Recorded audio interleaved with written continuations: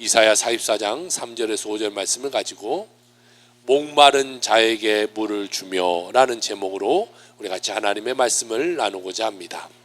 지금의 시대는 목마른 자가 물을 찾아 헤매듯이 모든 것이 이런 갈급함에 묻혀있는 그러한 시대 속에 우리는 삶을 살아가고 있습니다. 예전보다 우리는 훨씬 더 풍요로운 삶을 살아요.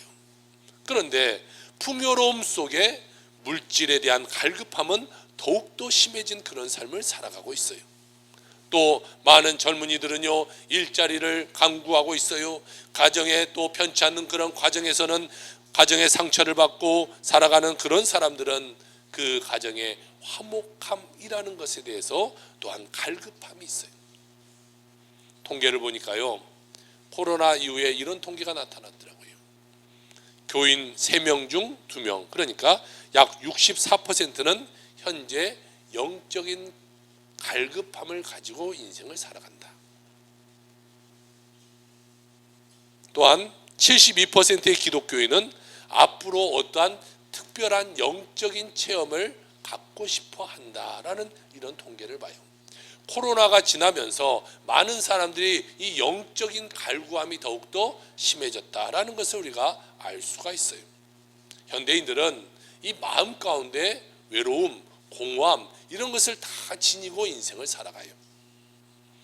그 공허함의 마음을 채워줄 수 있는 또한 무엇인가를 찾기 위해서 굉장히 헤매면서 삶을 살아가요. 여러 가지의 취미 활동을 가지고 그것을 찾아보려고 노력해요. 또 많은 사람들을 찾아다니면서 자기의 이 마음의 공허함을 채워보려고 노력해요. 그러나 그 외로움과 공허함이 달래지지가 않아요. 그러니까 어떤 사람들은 막 술을 찾아 술을 마셔요. 또 안 되니까 마약을 가지고 마약을 먹기도 해요. 그러나 그 외로움과 공허함이 그것 가운데 달래지지 않는 것이죠. 아무런 소용이 없게 되는 것이, 또한 교회를 오래 다닙니다. 그런데 교회를 오래 다녀도 영적인 체험이 없기 때문에 그 삶의 삶은 늘 영적인 갈급함이 남아있기 마련이. 여러분, 이 모든 갈급함을 채워줄 수 있는 분은 오직 한 분, 예수 그리스도밖에 없다는 사실을 믿으시기를 주의 이름으로 축원합니다. 세상적으로 아무리 찾아다녀야 소용없어요.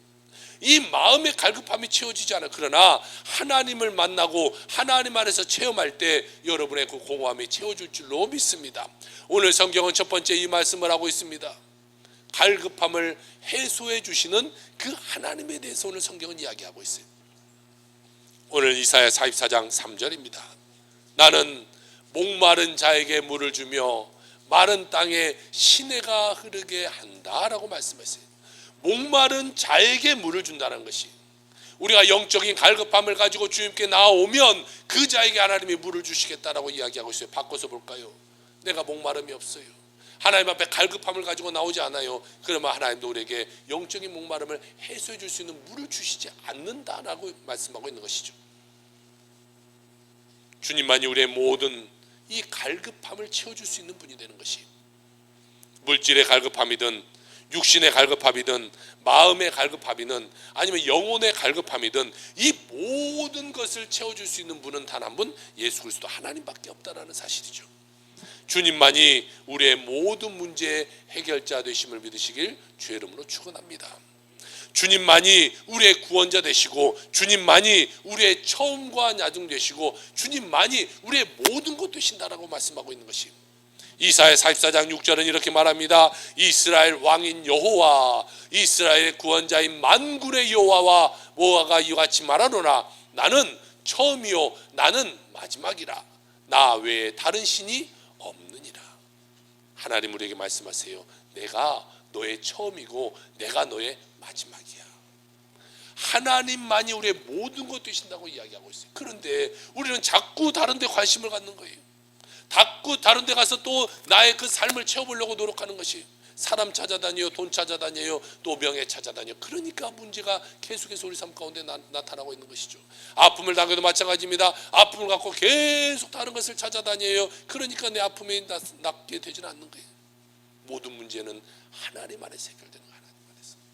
그러니까 하나님 안에서 간구하고 하나님께 기도하고 하나님께 매달리면 하나님이 그 문제를 반드시 해결해 줄 줄로 믿습니다.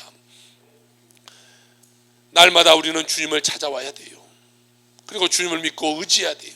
그러면 하나님 안에서 우리는 절망이 변해서 구원받게 되고 주님의 풍성한 은혜를 누리면서 우리가 이 땅을 살아갈 수 있게 되게 됩니다. 아모스 5장 4절은 이렇게 말합니다. 여호와께서 이스라엘 족속에게 이와 같이 말씀하시기를 너는 나를 찾으라 그리하면 살리라고 말하고 있습니다. 나를 찾으면 산다고 말했어요. 나를 찾으면. 반대로요, 우리가 하나님을 찾지 않으면 죽으리라 말하고 있어요. 하나님을 찾지 않는 자는 영원히 죽게 되는 것이, 그러나 하나님을 찾는 자는 영원히 살게 된다고 성경은 이야기하고 있어요. 여러분, 이 땅에서 살고 영원히 살게 되기를 원하면 하나님을 찾기를 주의 이름으로 축복합니다. 사람 따라 살아가면요, 그것에서 무엇을 얻은가 하겠지만 오히려 그것이 나에게 올무가 되고 나에게 실패가 되고 나에게 상처될 때가 너무나 많아요. 사람 쫓아 살아가서는 안 돼요. 요즘 뉴스를 보세요. 뭐 해외에서도 잡혀오고 또 막 잡혀가서요, 이 사람 믿고 뭐 했다가 그것 때문에 큰 문제 돼서 감옥 가게 될 사람들이 많잖아요. 여러분, 그 사람은 절대 괜찮을 거야 라고 생각했던 그 사람도 문제가 되는 거예요. 우리 삶은 마찬가지예요. 어떠한 사람 쫓아 살아가는 것이 아니라 믿음 쫓아 살아가는 자가 되어야 되는 것이, 물질 따라 살아가는 것이 아니라 물질이 오히려 나를 더 큰 상처에, 더 큰 문제에 빠뜨리게 되기 때문에 물질 따라 살아가는 것이 아니라 하나님 따라 살아가야 돼요. 세상의 쾌락을 따라 살다 보면요, 몸도 망가져요, 마음도 망가져요, 모든 문제 속에 빠지게 돼요. 그러니까 세상 쾌락 따라 살아가는 것이 아니라 하나님 따라 살아가는 자가 되어야 되는 것이, 여러분, 주님만이 우리의 살 길이에요. 주님만이 우리의 구원자 되시고 주님만이 우리의 모든 갈급함 가운데 해소해 주시는 분이심을 믿으시기를 주의 이름으로 축원합니다. 여러분, 언제나 우리는요, 주님의 그 음성에 귀 기울이는 자가 되어야 돼요. 세상의 음성에 귀 기울이고 있기 때문에 하나님의 음성이 안 들려요. 내가 다른 곳에 주파수를 맞추고 있기 때문에 하나님의 그 음성이 들리지 않는 거예요. 여러분의 모든 것을 주님께 맞추고 주님의 음성을 듣고 살아가는 여러분의 삶이 되기를 주의 이름으로 축복합니다. 우리는 오직 하나님한테 결단해야 돼요. 그리고 하나님한테 순종해야 돼요. 그리고 모든 영광 하나님께 돌리면서 살아가는 자가 되어야 되는 것이, 여러분의 모든 삶이 그런 삶 되기를 주의 이름으로 축원합니다. 이런 갈급함을 해소시켜주기 위해서 하나님 우리에게 성령님을 보내주시게 된 것이, 그래서 오늘 두 번째로 같이 나눌 말씀은요, 성령을 부어주시는 그 하나님에 대해서 우리 같이 나누려고 합니다. 우리가 갈급함을 해소하고 승리의 삶을 살기 위해서는요, 반드시 성령의 충만함을 받아야 돼요. 오늘 44장 3절은 이렇게 말합니다. 나의 영을 내 자손에게, 나의 복을 내 후손에게 부어주실 것이다. 하나님이 영을 부어주시는데요, 여러분의 자손에게도 부어주시고 여러분의 후손에게도 부어주시고, 그러니까 모든 우리 인간들에게 하나님의 복을 부어주시는데 그 복이 무엇이냐? 성령을 우리에게 부어주신다. 우리가 성령을 받고 인생을 살아가도록 만들어주신다고 이야기하고 있는 것이, 마지막 때에 성령을 모든 믿는 자에게 부어주셔서 성경에 보니까요, 젊은이들은 환상을 보고 꿈을 보고 비전을 갖게 만들고 또 나이 많은 사람들에게는 거룩한 꿈을 갖고 그 앞을 바라보며 인생을 살아가게 한다라고 성경은 이야기하고 있다는 것이, 여러분, 내 힘과 내 능력으로는 우리가 이 세상을 승리하며 살아갈 수 없어요. 내 능력으로 아무것도 할 수 없어요. 여러분 인생을 한번 생각해 보세요. 여러분보다 여러분 인생을 더 사랑하는 사람이 누가 있겠어요? 내가 내 인생을 사랑해요, 내가 잘 되기를 다 바래요. 그러나 지금의 모습 가운데 과거에 내가 어렸을 때 꿈꿨던 그 모습에 와 있는 사람이 과연 몇 명이나 될까? 나는 앞으로 이런 삶을 살 거야, 그렇게 10년 전에 다짐했지만 지금 10년이 지난 후에 그런 모습 가운데 와 있는 사람은 몇 명이나 될까? 내가 내 자녀를 잘 키우길 원해요. 내 뱃속에서 난 자녀지만 그 내 자녀가 내 뜻대로 되냐, 이 말이죠. 안 된다는 거죠. 내 인생도 내 마음대로 안 돼요. 여러분의 자녀도 여러분의 마음대로 안 되는 거예요. 내 뱃속에서 났어도 그게 내 마음대로 안 돼. 그런데 내가 누구를 이끌 수가 있겠어요? 내 인생도 잘못 이끄는데 누가 누구를 이끌 수가 있겠어요? 여러분, 우리는요 부족해요. 아무리 노력해도 우리는 될 수가 없어요. 우리는 연약한 존재예요. 우리는 그저 미완성인 작품이에요. 주님만이 모든 것을 완벽하게 하실 수 있고, 주님만이 우리를 승리의 삶으로 만들 수 있고, 주님만이 우리를 은혜의 자리로 옮겨주실 수 있게 되게 되는 것이죠. 그렇게 되기 위해서 우리에게 필요한 것이 뭐다? 성령 충만합니다. 성령님을 받아야 된다. 성령 충만함으로 우리가 무장해서 우리의 배에서요, 성경에 보니까 생수의 강이 흘러넘치도록 하라라고 말하고 있어요. 요한복음 7장 38절 39절입니다. 우리가 이런 은혜를 체험하길 바랍니다. 나를 믿는 자는 성령의 이름과 같이 그 배에서 생수의 강이 흘러나오리라 하시니, 이는 그를 믿는 자들이 받을 성령을 가리켜 말씀하신 것이라 라고 말하고 있어요. 여러분, 이 성령 충만만이 우리 모든 문제에 해결되게 되는 거예요. 어떤 어려움을 갖고 있을지라도 그 문제를 해결하기 위해서는요, 성령 충만함이 필요해요. 성령님이 여러분 삶 가운데 오면요, 모든 것은 해결돼요. 어린아이가 무슨 문제가 생겨서 울어요, 어떤 문제로 울든지 간에 부모가 오면 해결되는 거 아니겠어요? 배가 고프든 뭐 기저귀를 갈아줘야 되든 어디가 아프든 부모가 오면 해결돼요. 우리 삶 가운데도 마찬가지예요. 여러분의 다 다른 문제를 가지고 이 자리에 나와 있겠지만 성령님이 여러분 삶 가운데 임하기만 하면 여러분의 모든 문제는 해결되게 된다라는 이 사실을 믿고 나가게 주의 이름으로 축원합니다. 그래서 우리에게도요, 첫째는 성령 충만, 둘째도 성령 충만, 그러면 셋째는 뭐겠어요? 셋째도 성령 충만, 성령 충만. 오직 우리는 성령 충만하기를 우리는 간구하는 자들이 되어야 되는 것이, 오늘날 그런데 우리의 문제는 뭐예요? 성령 충만함이 사라져버렸다는 것이죠. 에베소서 5장 18절은 이런 말씀을 하고 있어요. 술 취하지 말라. 이는 방탕한 것이니 오직 성령으로 충만함을 받아라. 다른 것에 살지 말고 성령 충만함을 받으라고 말하고 있어요. 이 말씀은요, 현재 진행이에요. 충만함을 받으라라고 해서 받았다가 아니에요. 계속해서 받고 또 받고 또 받고 또 받고, 지금도 받고 내일도 받고 계속해서 받아가야 되는 것이, 성령 충만함을 받고 날마다 승리의 삶을 살아가는 여러분의 삶이 되게 주의 이름으로 축복합니다. 그런데요, 지금의 우리 삶 가운데는 이 성령 충만함이 사라져버렸다는 것이 문제잖아요. 어느 한때 성령 충만함을 우리가 받았어요. 그리고 기쁨으로 막 뛰고 즐거워하고 예배 시간을 기다리고 손꼽아 살았어요. 우리가 예배 시간만 되기만 하면요, 막 기다리고, 예배 시간은 막 달려와서 미리 와서 기도하고 찬양하고 막 눈물 흘리면서 예배하고 막 그런 감격 가운데 우리가 예배를 했어요. 그런데 언젠가 모르게 우리에게는 풍요함이 다가오게 되고, 이 풍요에 빠져서 열정도 사라져요, 기쁨도 사라져요, 감사도 사라져요. 그저 교회만 왔다 갔다 하는 그런 신앙으로 변해버렸어요. 그러다가 우리에게 무엇이 다가왔습니까? 이 코로나라는 것이 갑자기 팡 하고 다가와요. 이 어쩌면 그 코로나를 통해서 하나님 우리에게 고난의 매를 드셨는지도 모르겠어요. 이 코로나라 하는 것이 우리 모든 사람들에게 회개하라, 주님께서 우리에게 경고하시는 메시지인 줄로 우리가 믿어야 될 것이, 자, 이 코로나를 통해서 하나님이 어쩌면 우리에게 야, 너희들 회개하라는 이 경고의 메시지를 주고 있는지도 모르겠어요. 열정을 회복하라, 감사를 회복하라, 기도를 회복하라, 그러한 메시지로 코로나를 우리에게 주신 줄로 알고 우리는요, 이 시점의 신앙을 회복하는 자가 되어야 돼요. 그러니까 제가 서두에서도 말씀드렸다시피 이 코로나를 지나고 많은 사람들이 이 영적인 갈급함이 생기게 됐는지도 모르겠어요.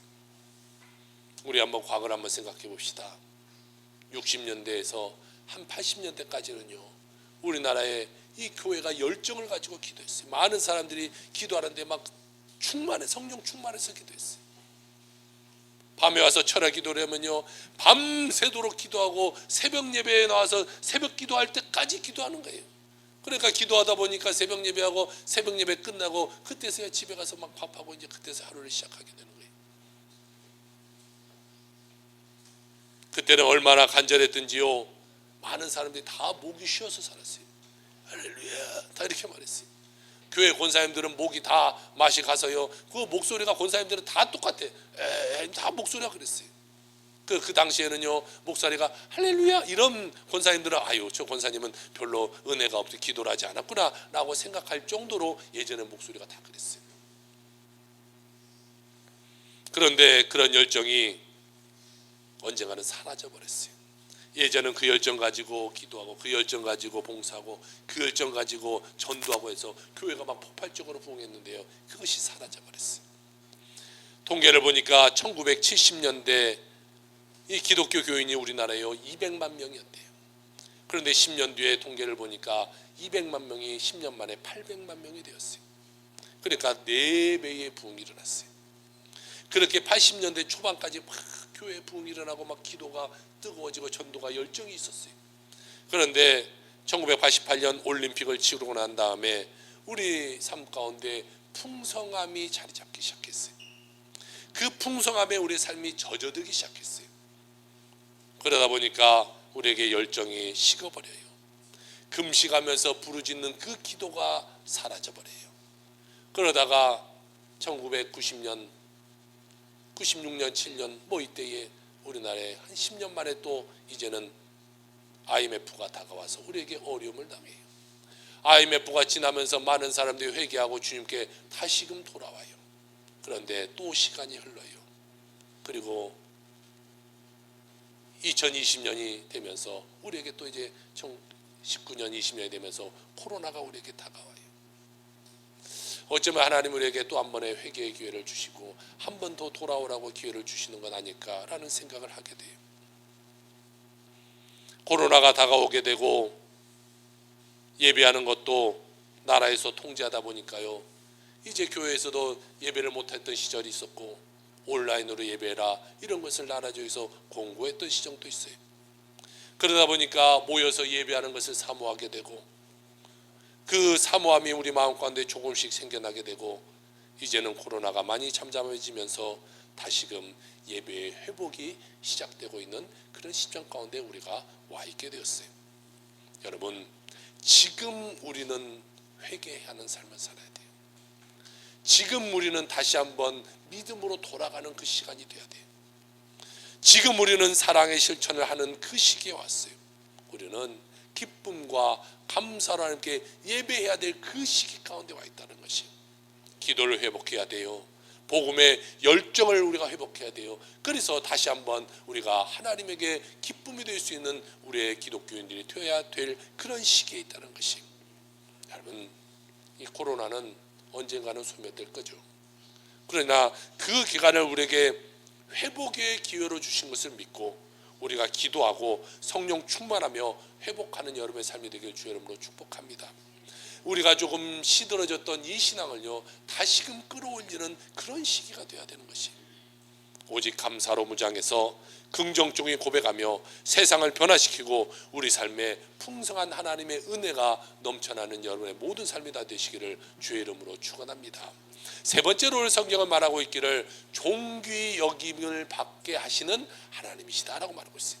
우리를 존귀하게 여기신다 이 말을 하고 있는 것이, 성령으로 충만할 때에 주님은 우리를 존귀 여김 받게 만들어 주신다고 이야기하고 있어요. 오늘 성경 5절을 같이 한번 봅시다.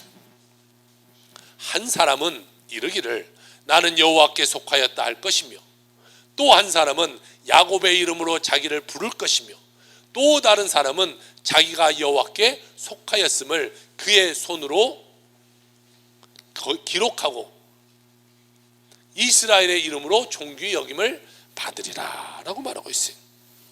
하나님께 속한 자는 하나님 앞에 존귀 여김을 받게 된다, 성경은 이야기하고 있는 것이죠. 예수 믿기 전에 우리가 어떠한 삶을 살았는가 이건 중요하지 않아요. 예수 믿고 난 다음부터 우리의 삶이 완전히 새롭게 되었다는 것이, 우리는 완전히 변화받은 존재가 되었어요. 주님 앞에 존귀 여김을 받게 된 그런 자가 되었다는 것이죠.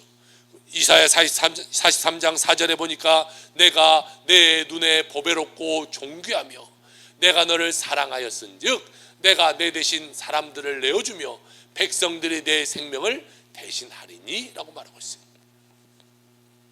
여러분, 주님 보시기에 우리가 보배롭고 존귀하다는 거예요. 하나님 여러분의 한 사람 한 사람을 모시는데 김 집사는 존귀하고 이 권사는 거룩하고 하나님이 다 여러분의 삶을 그렇게 봐주신다는 거예요. 우리는 죄 많은 존재인데 우리가 하나님 앞에 나와서 성령 충만 받아서 나갔더니 하나님 우리의 죄는 다 씻어버리시고 우리를 존귀하고 우리를 거룩하게 바라보신다는 것이, 여러분요 보통 사람이 아니에요. 세상 사람과 달라요. 하나님의 자녀가 되었어요. 하나님이 인치신 자녀가 되었어요. 하나님이 돌보시는 자녀가 되었다는 거예요. 세상 가운데 버려져 있던 고아와 같은 그런 자가 아닙니다. 이제는 하나님이 우리를 책임지고 하나님이 우리를 이끄신다는 것이. 그러니 여러분 무슨 걱정이 있습니까? 무슨 염려가 있습니까? 하나님께만 맡겨버리면 되는 것이에요. 내가 하려고 끙끙 앓려고 하지 말고 이제는 하나님께 내어버리고 하나님이 해결할 수 있도록 내 삶을 맡기는 것이 중요하다는 것이. 그래서 주님이 우리 이제는 목자 되어 주셨어요. 주님이 여러분을 관리해 주시는 거예요. 이리 가라. 자, 쉴만한 물가로 보내주시고 푸른 초장으로 보내주시고 우리는 주님만 따라 살아가는 삶을 살아가면 되는 것이. 주님께서 모든 위험과 어려움에서 우리를 건져주시고 질병에서 우리를 강건하게 만들어주시고 손대는 일마다 형통하게 주님 우리를 만들어주신다는 것이죠. 그러므로 오직 주님만 믿고 의지하고 나가는 여러분의 삶이 되길 주 이름으로 축원합니다. 우리는 하나님 보시기에 존귀한 자라는 것이. 그러니까 여러분 적당히 아무거나 이렇게 해서는 안 돼요. 하나님 우리를 존귀해 보시는데 대충 하지 적당히 하지 신앙생활도 적당히 사회생활도 적당히 직장에 가서도 적당히 해서는 안 돼요. 우리는 뭐든지 최선을 다해 최선을. 적당히 살면 반드시 후회합니다. 최선을 살아오면요 후회하지 않아요. 우리는 내게 주어진 모든 일에 최선을 다하면서 살아가는 자가 되어야 될 것입니다. 그러면 하나님 우리 삶 가운데요 축복해 주시는 거예요. 학생들은 공부하는데 최선을 다해야 되는 거예요. 그러면 내가 낭조에 장착해서 내가 하나님께 영광 돌릴 거야, 내가 잘 돼서 영광 돌릴 거야, 그런 자에게 하나님 축복 주실 거 아니겠어요? 직장생활하고 사업하는 사람도 마찬가지입니다. 내가 직장생활하고 사업을 통해서 내가 하나님께 영광 돌리는 삶을 살 거야. 그러면 하나님 축복해 주지 않겠어요? 학교에서 학생을 가르치는 분들은 내가 이 학생들을 잘 가르쳐서 이들이 정말 예수 잘 믿고 하나님께 큰 인물들이 되게 만들 거야 라고 그들을 잘 양육하고 키우면요 그 자에게 하나님이 축복해 주지 않겠냐는 거죠. 여러분 주님 앞에 보배롭고 존귀하게 쓰임받는 주의 자녀들 다 되기를 주의 이름으로 축복합니다. 하나님이 쓸만한 자가 돼야 돼. 하나님. 내가 대충 사는데 하나님이 쓰실까? 아니, 하나님이 쓰시지 않아요. 최선을 다하는 삶을 살아야 하나님이 쓰시는 거예요. 대충 살면 안 돼요. 성령 받고 변화되면요 하나님의 놀라운 은혜 가운데 우리가 살아가는 자가 될 수 있게 된다는 사실을 믿으시길 주의 이름으로 축복합니다. 예전에 TV 보니까요 Sing Again이라는 이 프로그램을 했어요. 거기에 보니까 이 친구를 보신 분은 알 거예요. 이승윤이라는 이때는 번호 달고 나왔던 그때인 것 같아요. 30호 가수였어요. 근데 이 친구가 나와서 이 Sing Again에서 1등을 했다고 합니다. 그런데 이 이승윤 씨의 부모님이 이재철 또 정혜주 목사님과 사모님이에요. 그분은 목사님과 사모님의 자녀죠. 이 두 분의 간증으로 오늘 설교를 마무리하려고 합니다. 2005년부터 2018년까지 100주년 기념교회에 담임 목사로 담임하시다가 2018년 11월에 은퇴를 하셨는데 이 한국 목회자들에게 아주 귀감이 되는 그리고 존경받는 그런 목사님이 됩니다. 이 목사님은 원래는 사업가였어요. 그런데 그 집안이 예수를 믿는 집안에서 태어나서 어렸을 때부터 모태신앙으로 예수를 믿었어요. 그래서 교회 가서요 성경 말씀 많이 듣고 하나님을 많이 하나님에 대해서 많이 알고 있었지만 중요한 것은 하나님에 대한 영적인 체험이 없었던 그런 사람이에요. 그러다가 믿음 좋은 자매를 만나서 결혼하게 됐는데 아주 신실한 믿음을 갖고 계신 사모님은 당시에 이재철 집사님이 모태신앙이고 교회도 다니고 그러니까 신앙이 좋겠구나라고 생각하고 결혼을 했어요. 그런데 알고 보니 이름만 크리스천인 이런 사람이었어요. 그냥 사업을 하는데 허랑방탕한 삶을 살아가는 그런 사람이었어요. 특히 술을 엄청 좋아했다고 그래요. 그래서 날마다 술을 먹고 들어옵니다. 날마다. 그런데요, 어느 날은 보니까 술을 안 먹고, 날마다 술 먹고 늦게 들어오는데 어느 날은 보니까 일찍 들어와. 오늘은 남편이 일찍 들어왔는가 보다 하고 보니까 뒤에 친구들을 줄줄줄 달고 들어온 거예요. 그래서 와서 술상 차려라. 그래서 집에서 막 술판을 벌여요. 그런데 사모님이요, 성악을 전공했던 분이 술상을 차린 것도 요즘 사람 같으면 누가 사겠어요? 밤마다 친구들 옆에서 술상 차리면 누가 사겠어요? 그런데 술상을 차려놓고요, 부인에게 어이 노래 하나 해봐. 성악 전공했다고 해서 노래를 시켜요. 또 사모님은 남편이 시키니까 거기서 노래를 불러요. 그러니까 이 집사님은 이런 생각을 해요. 우리 부인은 이 노래 부르는 것을 좋아하나 보다. 남자들이 늘 착각 속에 살아가는 거예요. 남자들. 그래서 우리 부인은 별로 이것을 이상하게 생각하지 않는가 보다 하고 늘 이것을 시키는 거예요. 그러다가 1984년 8월 2일 새벽 2시입니다. 어느 때와 마찬가지로 술이 고주망태가 되어서 집에 들어오는데요, 이분은 늘 집에 들어올 때 막 배를 눌러서 자는 부인을 깨워서 문을 열게 만들었다고 해요. 그러니까요, 완전히 정말 좀 그런 사람이었던 것 같아요. 자, 그렇게 해도 그날도 와서 배를 누르려다 가다가 이 주머니에 손을 넣었는데 그날따라 이 열쇠가 잡히는 거예요. 그래서 그날은 그냥 문을 한번 열고 들어가 볼까 하고 열쇠를 열고 문을 열고 들어갔어요. 그러고 들어가서 보니까 부인이 자기를 기다리다가 침대에 이렇게 기대어서 잠을 들어있는 그 모습을 봐요. 그렇게 보는데 밑에 노트 한 권이 이렇게 펴져 있어요. 그래서 보니까 이 노트 종이가 꾸깃꾸깃 이렇게 된 거예요. 보니까 눈물 자국인 거예요. 눈물이 흘려서 이 꾸깃꾸깃해진 이런 노트가 펴져 있어요. 원래는 이 집사님이 이 부인 거를 별로 손대거나 그런 사람이 아니었다고 그래요. 그런데 그날은 왠지 무엇이 써 있는가 보고 싶어서 그 노트를 들어서 이렇게 쳐다봤는데 그 눈물로 얼룩진 그 노트에 이런 글이 써 있었다고 해요. 나는 오늘도 버스를 타고 수유리로 넘어갔다. 시골길을 하염없이 걸으며 오늘도 죽음을 생각했다. 약을 먹고 죽을까? 아니면 손목을 그어 죽을까? 그러나 그것은 내가 취할 길이 아님을 나는 다시 한 번 더 확인하고 되돌아왔다. 나를 살리기 위해 십자가에 돌아가신 주님께서 주님의 뜻을 위해 내게 주신 남편이니 나는 사랑해야만 한다.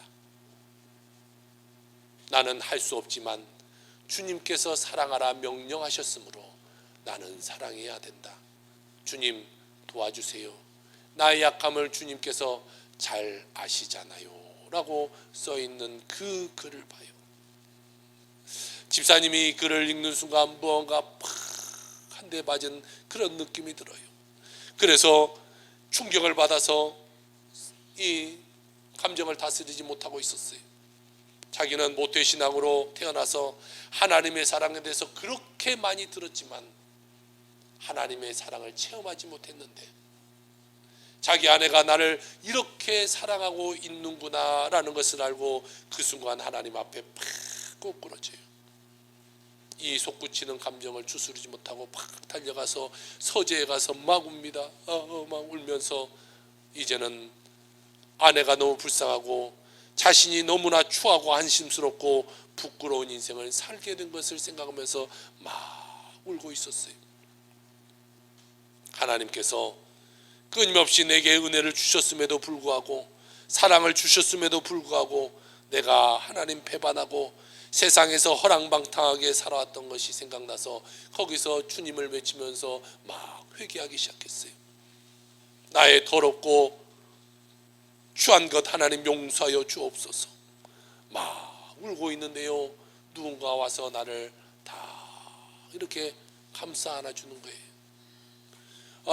부인이 내가 이렇게 울면서 기도하는 것을 듣고 깨서 와서 나를 안아주는가 보다 라고 생각해서 이렇게 뒤돌아봤는데요, 아무도 없는 거예요. 또다시 그는 막 울면서 주님 주님 하고 기도하고 있는데 또 누군가 와서 나를 꼭 안아줘요. 그러면서 주님의 음성이 들렸어요. 나의 사랑하는 제철아, 나는 너를 한 번도 버린 적이 없단다. 내가 나를 버렸던 순간에도 나는 줄곧 너와 함께 있었단다. 앞으로도 나는 영원토록 너와 함께 할 것이다. 나는 너를 사랑하기 때문이다. 이 순간 완전히 이 이재철 집사님이 변화돼서 하나님의 사람이 되었어요. 그렇게 좋아하던 술, 담배를 끊어버리고 밤낮 카드치고 도박하고 화투했던 것을 다 끊어버리고 새로운 인생, 변화된 인생을 살기 시작했어요. 그랬더니 사람들이 그 집사님을 보면서 말해요. 야, 재철이가 달라졌어. 재철이가 달라졌어. 예전에 그 재철이가 아닌 것 같아. 그는 완전히 새로운 삶을 살고 이듬해 신학교에 들어가고 그 후로 3년 뒤 1988년 주님의 교회를 개척해서 목회를 시작했습니다. 목사님께서 믿음의 글 나의 고백이라는 책에 이런 내용의 글을 써놨어요. 자기를 신봉하는 오만한 자리를 포기하고 겸손하게 주님의 이름을 부르시기를 소망합니다. 헛된 자신의 욕망을 채우기 위함이 아니라 오직 길이요 진리요 생명이신 주님께 자기를 의탁하기를 위해 주님의 이름을 부르십시오. 그분의 사랑 앞에 온전히 굴복하십시오. 그 순간 성령님이 여러분의 주인이 되어 진리 안에서 여러분의 생을 전혀 새롭게 빚어주실 것입니다 라고 말씀하고 있어요. 주님 안에서 새롭게 편합되어 살아가는 여러분의 삶이 되길 주의 이름으로 축복합니다. 주님 앞에 온전히 쓰임받게 되는 여러분의 삶이 되길 주의 이름으로 축원합니다. 귀하게 쓰임받고 하나님을 기쁘시게 하는 인생을 살아가는 여러분의 삶이 되길 주의 이름으로 축원합니다. 지금까지 내가 어떠한 인생을 살아왔는가는 중요한 것이 아니에요. 지금 이 순간이 중요하고 우리의 이후의 삶이 중요한 것이, 내가 지금 어떻게 살아가느냐 이 작정하는 이 순간이 중요하고 여러분이 앞으로 살아갈 그날이 중요한 것이, 과거적인 것에 매여서 살 이유가 없는 것이, 지금까지 우리가 알게 모르게 첫사랑을 잃어버리고 잘못된 삶을 살았다고 할지라도 철저하게 회개하고 철저하게 반성하고 돌이키면 우리 주님이 가장 기뻐하시는 모습으로 우리가 변하게 될 것이고, 그 변화된 모습 가운데 하나님의 축복의 주심으로 여러분의 삶은 잘 되게 될 것입니다. 사랑하는 성도 여러분, 여러분이 어떠한 삶을 살아오셨습니까? 이제는 그것을 끊어버리고, 이 시간 우리가 이 코로나로 해서 고통당하고 힘들었던 3년의 시간을 이제는 끊어버리고 다시금 우리가 주님께 열정을 가지고 믿음으로 기도하고 믿음으로 헌신하고 믿음으로 전도해서 하나님이 기뻐하시는 여러분의 모습 가운데 하나님의 축복을 받아 누리며 살아가는 여러분의 삶이 다 되시기를 주의 이름으로 축원합니다. 아멘. 기도합시다.